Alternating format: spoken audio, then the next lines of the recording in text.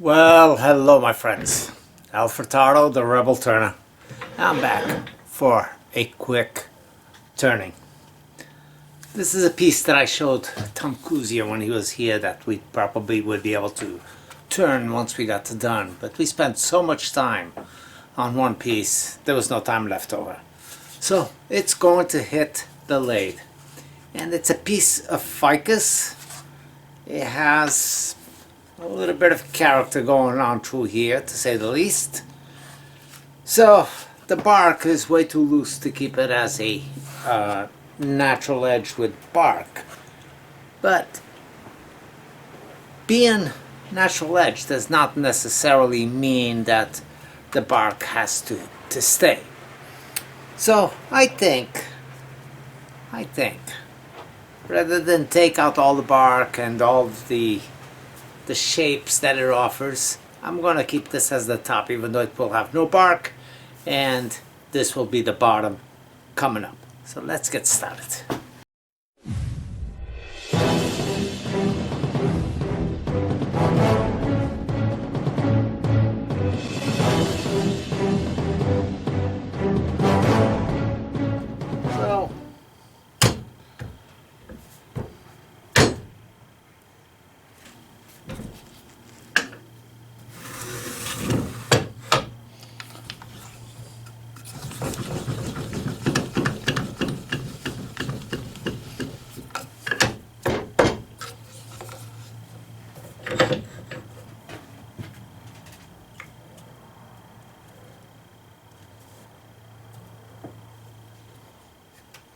I always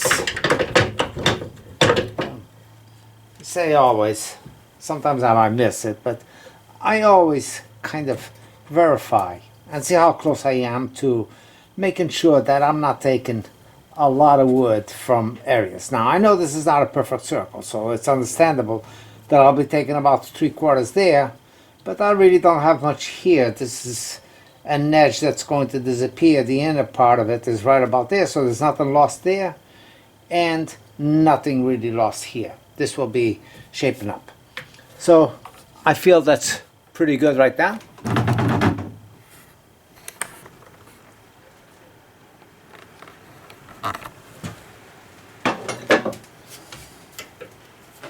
So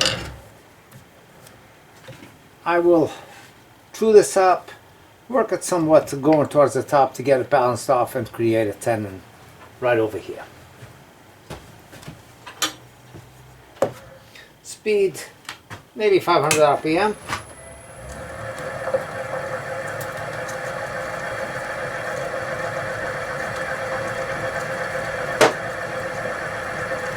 That's 480, that's close.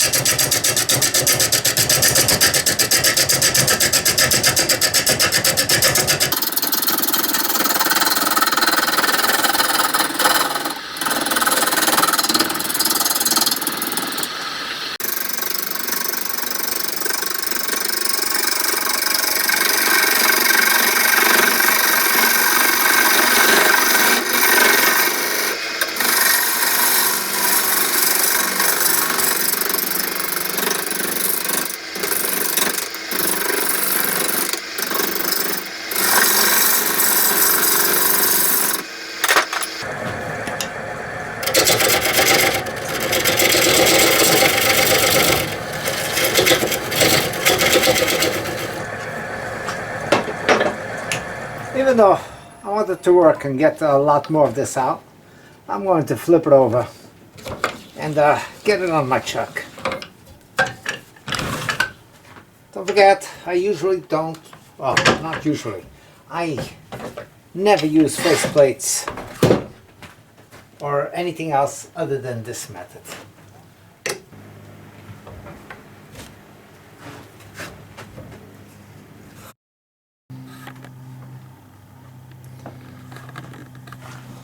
This wood grain on this wood is just amazing. I want to see if I can keep some of this and the opposite side as well.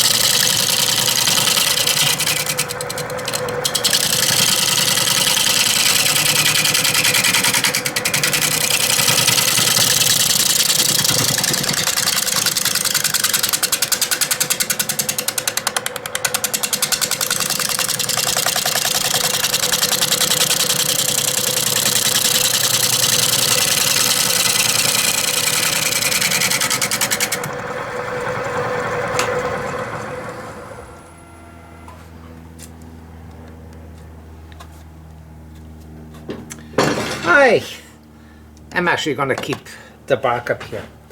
But look how loose this bark is. Even with something like this, if you fill it up,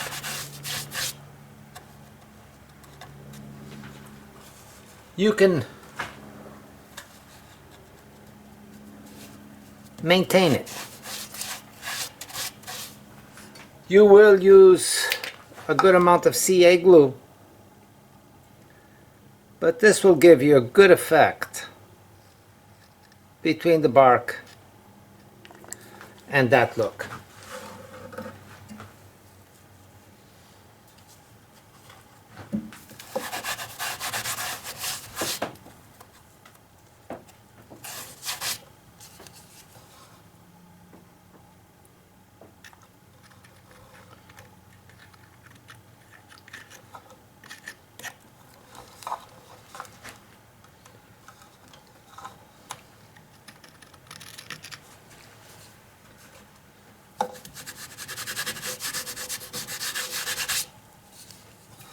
So those two areas of bark were way up in the air. But like I said, even with something like this, you can still maintain it if you desire to do so. I got a little bit more to take off. I gotta get to this flat part and this little bit over here. But I will maintain this and the majority of this. So let's see. And I think this will be a really, really pretty piece of wood. And this is the piece of wood that I had offered Tom last time he was over, if he wanted to turn something a little bit different. And like I said, you know, he came with a mindset, and I don't like working with mindsets. I don't like to come in here and say, well, this is what I'm going to turn. I'd much rather put a piece of wood on and see how it wants to develop and what it wants to become, rather than forcing it to be what I want right off the bat. And that's what we dealt with Tom. He wanted a pedestal bowl, which still turned out pretty nice, but but like I said, it's once you put that mindset, it blocks any possibilities that the wood has to offer, and it gets you maybe in a direction that you don't necessarily, or the wood really didn't necessarily want to go. So rather than do that, keep an open mind, come out and just have fun. Just have fun. I mean, that's the whole thing.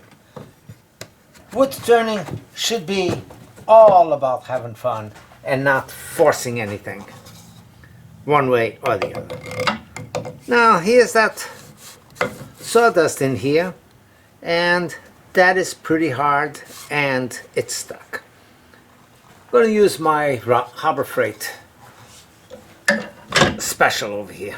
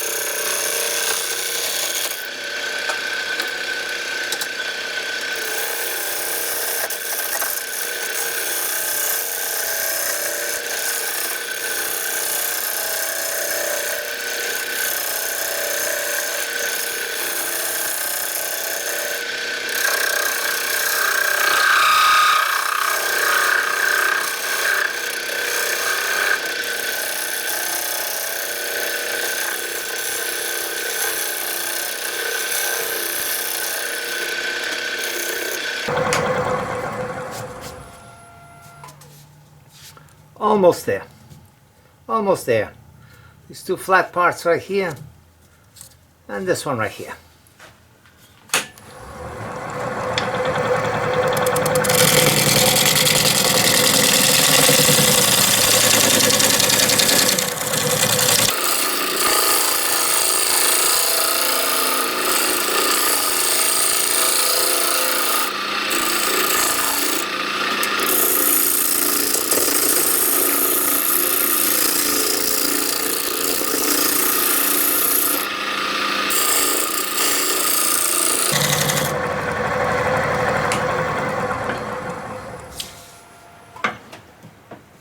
Beautiful. The cuts look good. The whole piece looks really, really good. So finishing filling up these voids of bark everywhere that you see it. A little gap. Now's the time to close it up. And to stay uniform, you know, some people say, oh, you know, you shouldn't use CA because you will always see it. A CA repair will look like a CA repair. I disagree. A CA repair looks as good as you make it look.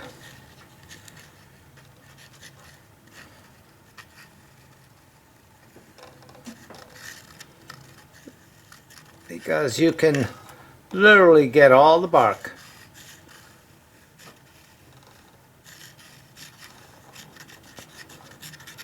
with CA,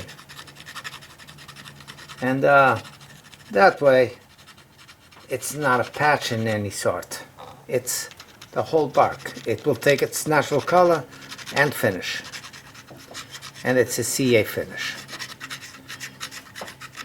Don't worry about the runoffs, because that will absorb and you're not going to be cutting the bark, so it will just show some different colorations in bark, which is normal anyway.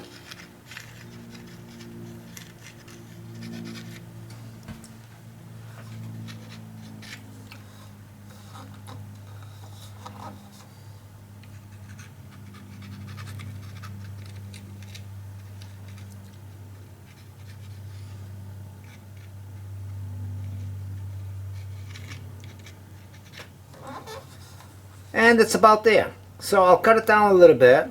The CA will be holding up, and I will get rid of this little spot. Now that little spot, I literally could do that with just a sander at this point because it's so close. And you can see just by running that, it will blend that in.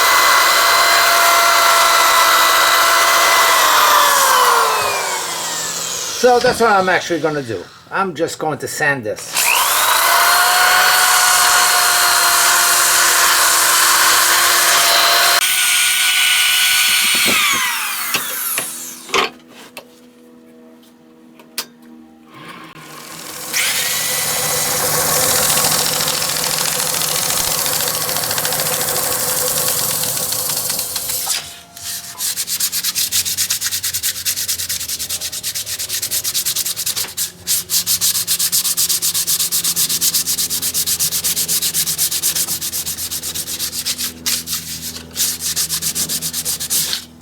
You ever come across ficus, which is pretty common, and if you look it up, there isn't really any use for it.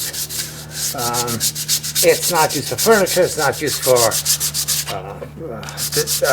wood turners, but I have used quite a bit of it and always have amazing results with it. So if you come across it, be sure to grab it.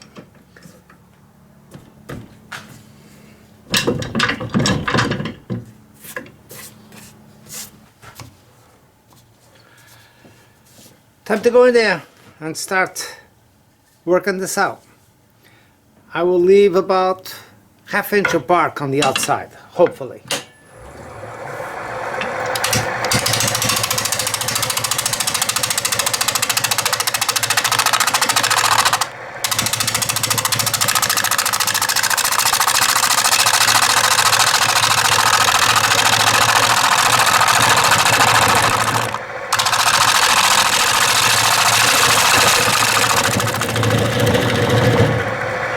Now, I hear this as very hollow, so there is going to be some separation in here as well. So I got to be careful not to blow it out from the outside.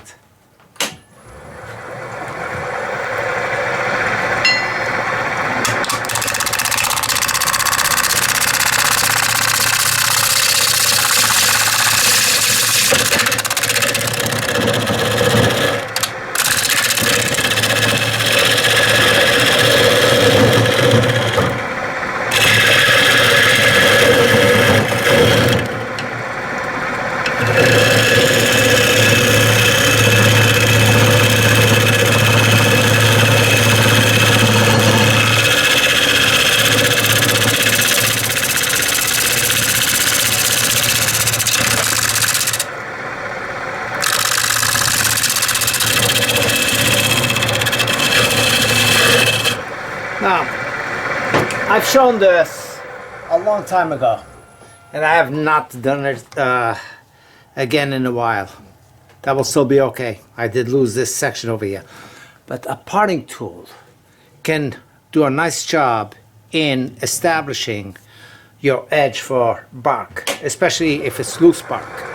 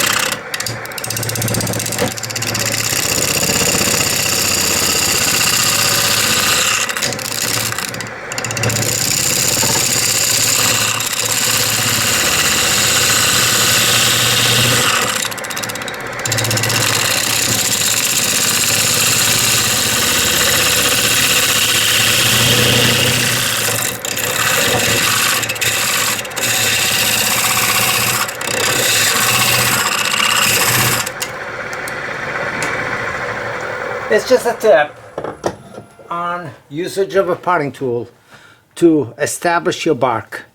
So now I can go in here a little bit more comfortable. As you can see, all of this bark flew off over there. But still, before I get too far, make sure that this bark stays on for me.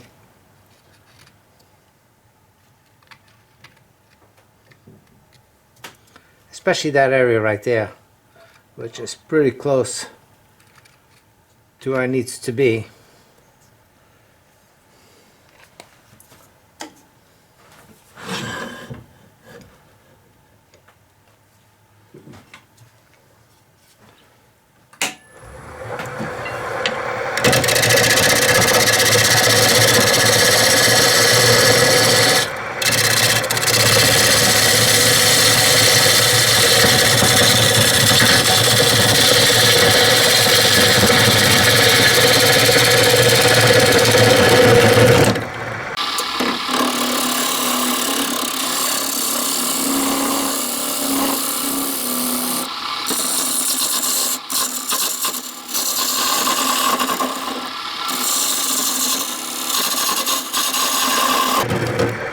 I'm being pretty aggressive with this.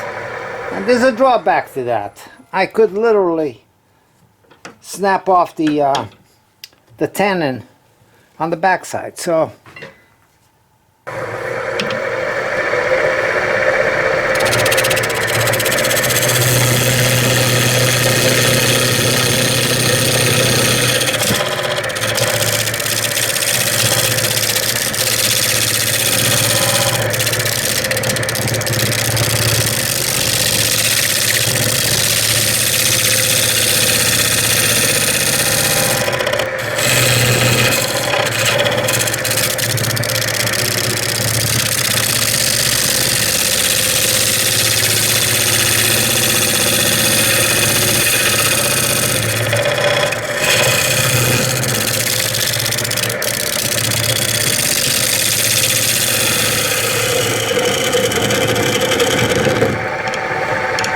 if you're wondering how close I am over here, it's far enough, far away.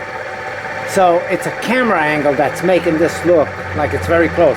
I fit a couple of fingers in here and wiggle it.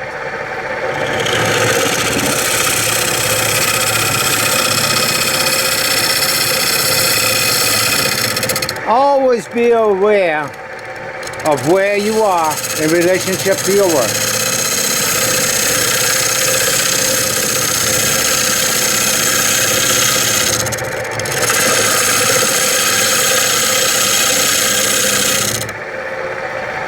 I don't want to sound like a broken record, but I also don't want people to think that I'm putting myself in danger when I'm doing this work. I mean, there is a certain amount of danger, that's without say, that's inherited to working with a lathe.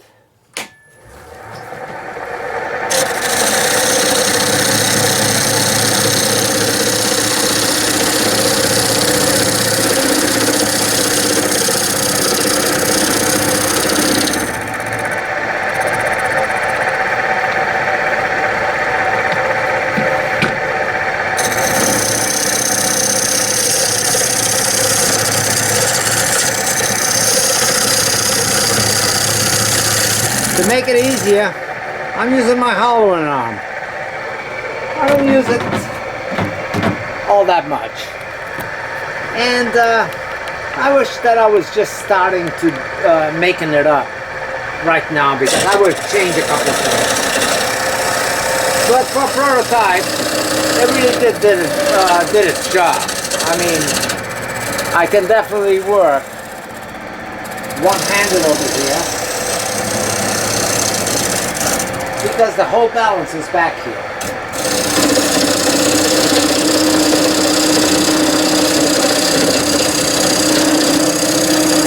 I'm putting no force at all on this, and it's just doing its job.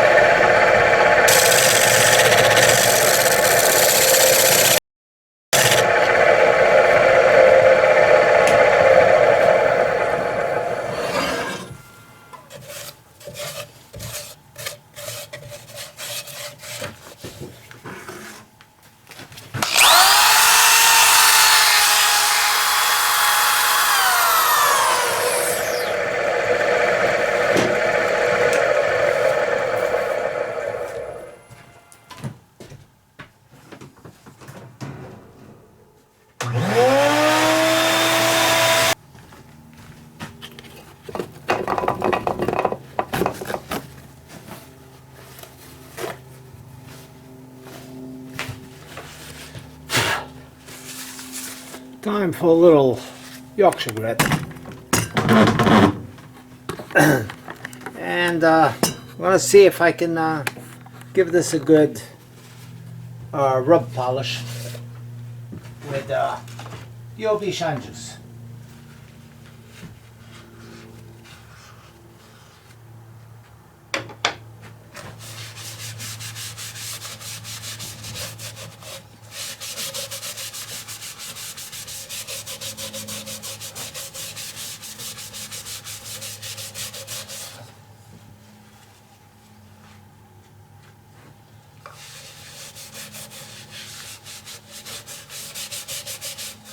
These unevenness on the wood, gotta be careful with it because they can grip. This particular case, it pulled the steel wool away from my hand and nipped me a little bit. Nothing major,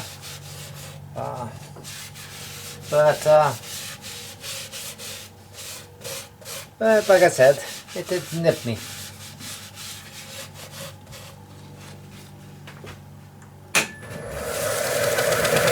And that's the reason why you don't use cloth to do any type of buffing. The steel wool, I mean, just tears off and it went fine. I don't even know where it is. But if it was cloth and you were holding on to it tight enough, you could potentially be pulled in or create more damage.